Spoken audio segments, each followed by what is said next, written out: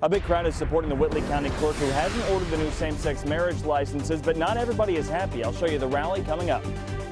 Well, we have some light activity right now. Not much going on for this moment, but here comes that front trucking our direction. That'll give us that flood threat. Throughout the next 48 hours, we'll have that coming up.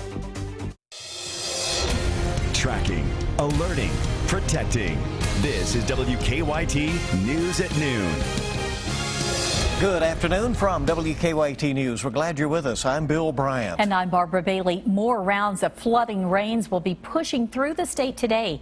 Southeastern Kentucky was hit hard by heavy rain overnight and also again this morning. Part of Highway 92 near the Whitley-Bell County line is underwater right now. As you can see there, the water is now slowly beginning to recede. And let's go to WKYT meteorologist Micah Harris, who's tracking the flood threat and the potential on this first alert severe weather day. Micah? Yeah, the flood threat is going to be low in terms of this isn't widespread action. We're not going to be seeing a widespread flash flood warnings. However, you'll get isolated spots like you saw just a minute ago down toward Whitley County, still holding on to that aerial flood warning.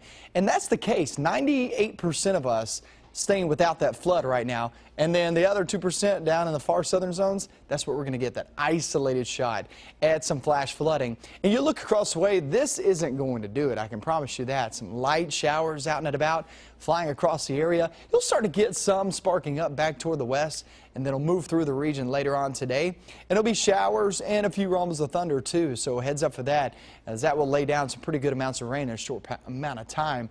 When you have that saturated ground, you don't need a whole heck of a lot. You just need some, and that'll take you through the night into tomorrow, where we still have a few more storms. So when do we finally get rid of this front that'll take the rain away? I'll have that timing coming up. Micah, thank you. And winds have also caused trouble. The National Weather Service has confirmed an EF0 tornado did touch down in northern Kentucky last night. A shed was destroyed and trees were knocked down along Highway 11 near Flemingsburg. And the roof of a barn was also blown off. That was on Convict Pike. The State Transportation Cabinet says that storms are also to blame for a road closure this morning in Lexington. A tree fell onto Van Meter Road last night, and it caused significant damage to the road. Van Meter Road is shut down indefinitely this afternoon near Elkchester Road at the Woodford County line. And remember, you can track the storms even if you're away from your TV today. Just use an interactive radar to zoom up all the way into your neighborhood. You can also download the WKYT News and radar apps to keep up with weather if you're out there on the go.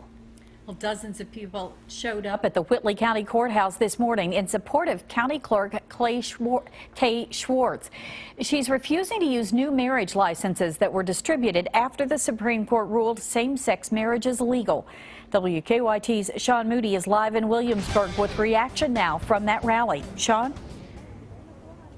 Hey there, Barb and Bill. Well, Kay Schwartz told us her office is using the same marriage license certificates they began using back in 1818. She said no one has asked her office for one of the new same-sex marriage certificates, but if they did, she said, quote, "I can't issue something I don't have." More than 100 people showed up here on the courthouse lawn to support her this morning. The rally started at 10 o'clock and went on for a little under an hour. People sang, waved flags, held signs. One sign said that Schwartz had been chosen for this fight. Another showed an image of two men and two women standing together saying it was wrong. Casey County Clerk Casey Davis spoke to the crowd. He's refusing to issue licenses in his county. He wants Governor Steve Beshear to set up a way for people to get marriage licenses online. He says that way he could practice his religion and not deny anyone their rights. Schwartz said she expects to meet with the governor in Frankfort tomorrow to try and work out a solution that would move the same-sex marriage controversy away from her office.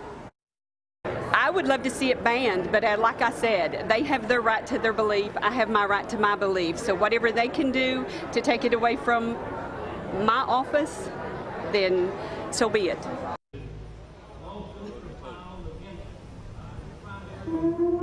Now, after that rally ended, there was also a group to protest Schwartz that came out onto the lawn. By the way, excuse the siren in the background. They may be testing their emergency system.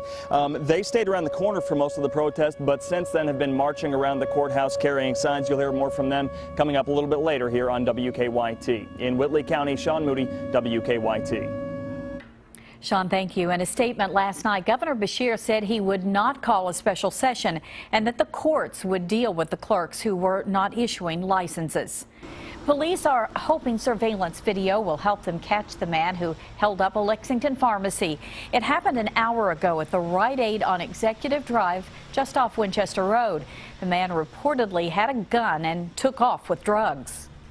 Well, we are tracking an international cyber crime case this midday that is connected to Kentucky. A 31-year-old Florida man has been convicted of sexually exploiting hundreds of young girls, and some of those victims are here in Kentucky.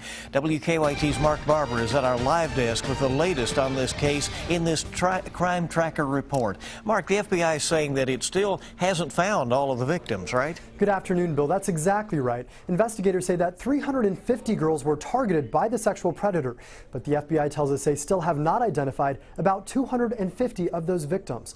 The FBI has already found 2 victims in Kentucky, but they say there could be more. The FBI says that the online predator logged onto popular chat rooms with innocent screen names like Cute Kitty and Skater for Life, posing as a 15-year-old boy. The FBI tells us that the man on the other end of the computer screen was 31-year-old Lucas Chancellor. He gained the trust of hundreds of girls in 26 states and 3 countries. According to federal investigators, he would convince girls to expose themselves, and then he would take a screenshot without telling them. He would then use those pictures to terrorize the girls. We're told he blackmailed his victims, threatening to share the pictures unless they sent him even more sexual pictures. He targeted girls as young as 13 and 14 years old from 2007 to 2010. 2 of his victims are in the Commonwealth state. One is in northern Kentucky, the other is in western Kentucky. Now, authorities are searching for even more victims like Ashley Reynolds, who was targeted when she was 14. I felt like a slave. I had to make sure I had replied to every message. I had to give him like an explanation. I feel like, why wasn't I replying? Chancellor was convicted to 105 years in prison last year.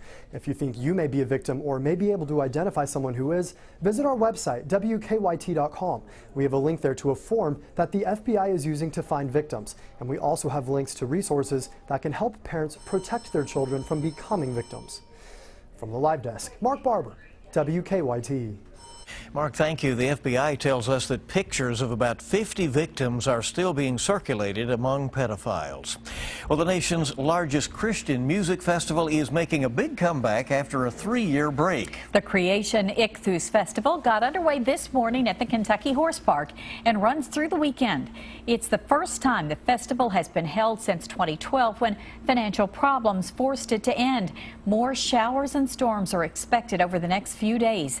WKYT's Rebecca Smith will have a report on how organizers are dealing with all the wet weather coming up on WKYT News at 12:30. We'll be checking in there very shortly. Coming up, efforts to remove the Confederate flag from the South Carolina State House are gaining momentum. We'll have the latest on the debate next on Kentucky's #1 Midday News. Also ahead on WKYT, the headliner for Saturday's MLB All-Star Game concert up in Cincinnati has dropped out of her scheduled performance, and now she's creating an uproar online.